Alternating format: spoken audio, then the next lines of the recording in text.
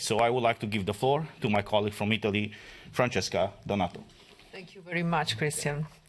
Well, the conduct of Pfizer-BioNTech, the biggest pharmaceutical company involved in the COVID-19 vaccines production, is deplorable and unacceptable in a democratic framework as the European Union one. Yesterday, in the official European Parliament Special Committee for COVID Pandemic Management, the Pfizer CEO, Albert Bourla, refused to appear to answer our legitimate questions about his private text messages with the President of EU Commission, Ursula von der Leyen, that have already been considered to be irregular, according to the Transparency EU regulation, by the EU Ombudsman and the EU Court of Auditors. He has sent Mrs. Small in his place, who has not answered the most important questions that our special committee has addressed to her regarding the company's price policy, the release of clinical trials reports, adverse effects, and other issues concerning the safety and efficacy of Pfizer-BioNTech vaccines. The continuous non-fulfillment of the duties of transparency by Pfizer's executives clearly violates the EU citizens' rights to know in detail how and for which purpose the taxpayers' money is spent. We're discussing about billions of public money that has been managed by the EU Commission by secret agreements directly conducted with the company's CEO, away from democratic control of people by their elected representatives in the EU Parliament.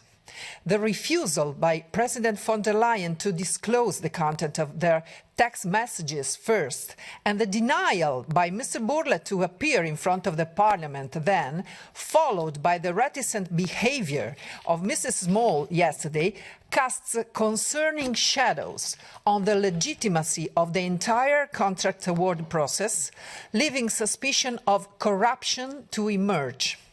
Besides all of this, in all the discussions held yesterday and in previous auditions in COVID committee, all representatives of big pharmaceutical companies have shown a position that emphasizes the permanent threat for people's health given by the COVID pandemic, disregarding public and clear evidence about the mild symptoms given by the latest versions of SARS-CoV-2 virus currently circulating, thanks to which the emergency phase is officially over in all countries.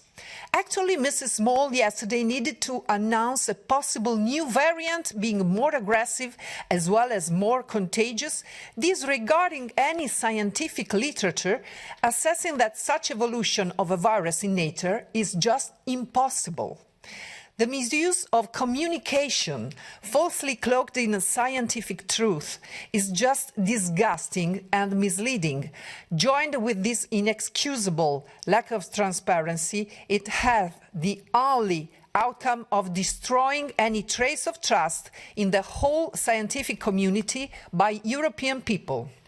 I think that companies who behave this way should be banned by the lobbies allowed to enter the Parliament and the Commission, and that further investigation is needed by competent authorities to let the truth come to light and to secure the full right of the EU citizens to transparency and public interest-oriented EU policies. Thank you very much. Thank you so much. When there are clouds in the sky, you'll get by if you smile. Through your fear and sorrow, smile, and maybe tomorrow